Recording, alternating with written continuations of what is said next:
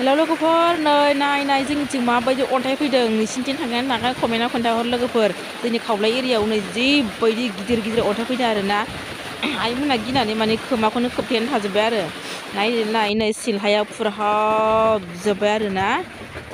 ओमफ्राय नै जोंहानि आबाया अन्थाइ खनखांनानै जिरायबाय दिनै मंगलबार बारायना ओमफ्राय नै बाजैयाबो आजाखौ जिबायदि आवथायदों ओमफ्राय आंहा दा नै साथा हमनानै दंगासिनो मानो होनबा थिङा गब्लंजोब्बायना ओमफ्राय आं दा साथाखौनो होथेनानै दं आरोना खामसालियावहाय